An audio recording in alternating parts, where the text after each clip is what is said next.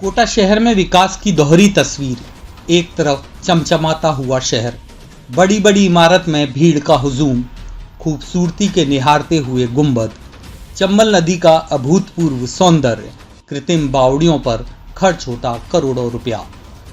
और दूसरी तरफ बिजली और पानी के लिए तरसता गांव, सुविधाओं के अभाव में खाली होता गांव, मजबूर होकर पलायन करते लोग, अपना वैभव खोती प्राचीन बावड़ियां। कुछ ऐसा विकास हुआ है कोटा शहर में जहां लोगों को बाहर की तस्वीर ऐसी नजर आती है जैसे किसी अद्भुत शहर में कदम रख दिया हो, परंतु जमीनी हकीकत में एक तस्वीर ऐसी भी है जो विकास के नाम पर कालिख पोत देती है। कहने को तो पिछले 5 सालों में सौंदर्यकरण के नाम पर शहर में करोड़ों अरबों रुपया खर्च हुआ है। शहर के चौराहों को सजा दिया गया है दुल्हन की तरह, करोड़ों रुपयों की लागत से चंबल रिवर फ्रंट बना दिया गया है। लेकिन कोटा उत्तर में एक गांव ऐसा भी है जो आज़ादी के पूर्व राजाओं द्वारा बसाया गया था। नगर निगम सिनेमा के आने के बाद भी मूलभूत सुविधाओं के लिए तरस रहा है। रियासतकालीन बसे इस गांव में आज भी प्राचीन कुंड, दरवाजे, बगीची और पुराने मंदिरों के निशान देखने को मिलते हैं। हम बात कर रहे हैं कोटा नगर निगम सीमा वार्ड नंबर 23 में आने वाले गांव सालगिया की। कोटा उत्तर के नानता के समीप बसे इस गांव में जाने के लिए रिको एरिया से होकर गुजरना पड़ता है। रिको एरिया तक सीसी सड़क है, लेकिन गांव की सीमा शुरू होते ही कच्चा रास्ता भी शुरू हो जाता है। गांव के क्या हाल है, क्या कहना है गांव के लोगों का, आप खुद सुनिए। कहीं नहीं साहब,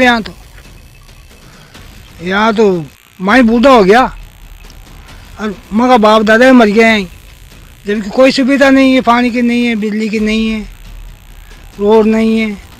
आते हैं नेता आज साहब करेंगे काम, वोट लेके चल जाते हैं और दे देते हैं वोट, आओ के करेंगे काम। परेशानी है सर, लाइट नहीं है, बिजली नहीं है, क्या नाम से रोड नहीं है, यहाँ स्कूल नहीं है, बच्चों को भी तैयार नानता, और पानी की समस्या है, पानी भी नहीं है, नल में पानी खराब आता है, नानता से लाते हैं पानी पीने का। मच्छर भी बहुत खाते हैं, छोटे छोटे बच्चे हैं हमारे, परेशानी है हमारे बहुत। जी आप बताएं कि बोले किस तरह की समस्या है? बिजली नहीं है, पानी नहीं है, रोड नहीं है, सब परेशानी है, और स्कूल नहीं है।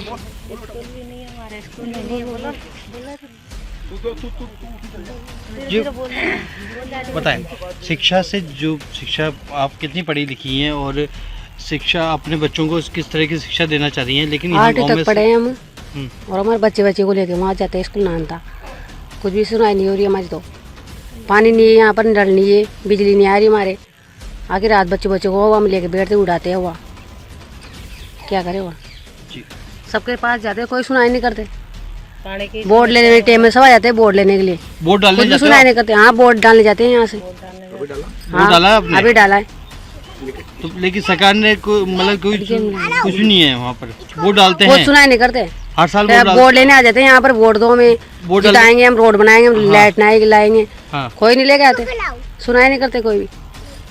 बच्चे परेशान रहते थे, बच्चे को हम उड़ा के रखते हैं आगे रात, पूरी रात ही परेशान। रात में कैसे रहते हैं? रात में कितनी परेशानी आती है? दिन में बहुत परेशानी आती है, मच्छर वच्छर, कोई क्या कीड़े मकोड़े बैठे रहते आते हैं। वोट दिया था आपने? हाँ। तो क्या वादा करते हैं जो वोट मांगने आते हैं? तो हाँ, जो यही वो वादा करते हैं साहब लोग, सब कर देंगे तुम्हारे, सब कर देंगे, कोई कहीं न करते हो कुछ नहीं। हाँ, हमारे तो बोल लेते। आपका जन्म कहाँ हुआ था? ये आजादी के बाद यह गांव ग्राम पंचायत नानता में शामिल हुआ, फिर नगर पालिका, नगर परिषद और उसके बाद 1994 में नगर निगम सीमा में शामिल हुआ। जब गांव नगर निगम सीमा में शामिल हुआ तब लाटपुरा विधानसभा क्षेत्र होती थी। परिसमन के बाद यह क्षेत्र कोटा उत्तर में आ गया। कई सरकारें आईं और चली गईं, लेकिन किसी भी जनप्रतिनिधि ने इस नज़र में गांव को नहीं देखा कि उसका विकास कर दे, जिसका नतीजा यह रहा कि कभी गांव में 250 परिवार रहते थे, लेकिन मूलभूत सुविधाओं के अभाव के कारण आज मात्र 30 से 35 परिवार इस गांव में रह गए हैं। कभी इस गांव में मकान नजर आते थे, पर अब गांव में मूलभूत सुविधाओं के अभाव में खंडर ही नजर आते हैं। पटवारी द्वारा सर्वे भी हो गया है। इस गांव में करीब 150 वोटर हैं जो प्रत्याशियों के गांव में आने के बाद उनके आश्वासन पर विधानसभा चुनाव के समय मतदान भी करते हैं। लेकिन चुनाव परिणाम आने के बाद जीता हुआ उम्मीदवार इस गांव की ओर रुख भी नहीं करता। वोट डलते हैं बिल्कुल, इस गांव के भी वोटर हैं, इस गांव के वोट करणी नगर में डलते हैं, इस गांव के वोट नानता करणी नगर के अंदर वोट डलते हैं, हर बार वोट डालते हैं, फिर भी कोई व्यवस्था नहीं है, प्रचार प्रसार करने भी नहीं आते यहाँ पर नेता लोग। बिजली के खंभे कितनी दूर है यहाँ से? बिजली के खंभे यहाँ से ज़्यादा 400 मीटर दूर हैं, फिर भी यहाँ पर कोई लाइट की व्यवस्था नहीं है। बरसात में इतनी बुरी हालत होती है, मच्छर काटते हैं, डेंगू मलेरिया हर प्रकार की बीमारी फैलती है, कोई सरकार की तरफ से कोई ये नहीं है यहाँ पर। और गांव कहते हैं करेंगे काम करते हैं, वो कुछ भी काम नहीं हो रहा हमारा, 5 साल निकल जाते हैं यूं ही, तो कुछ भी काम नहीं हो रहा। कोई सी सरकार आई, कुछ नहीं, किसी हाँ कुछ भी, बीजेपी भी आती है, कांग्रेस भी आती है, कोई सुनाई नहीं हो रही है हमारी। हाँ बिल्कुल भी नहीं हो रही है, वोट ले जाते हैं और बस करेंगे बस।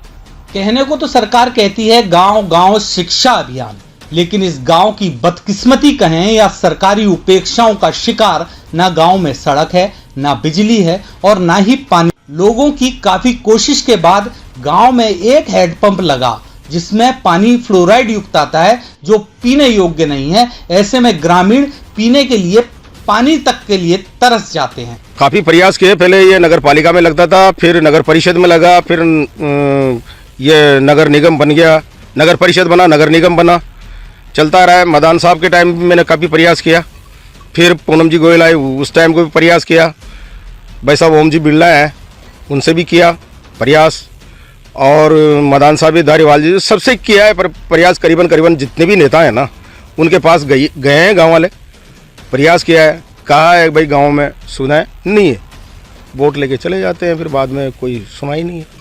गांव जो बसा था कितने परिवार थे और आज क्या स्थिति हो गई है? गांव में साहब 200-300 परिवार थे, उसी में सभी समाज थी, इसमें तेली भी थे, बनिया भी थे, माली भी थे, गुजर भी थे, ब्राह्मण भी थे, जेठी भी थे, काफ़ी थे। बाकी कहीं सुविधा नहीं है तो यहाँ से पलायन कर गए।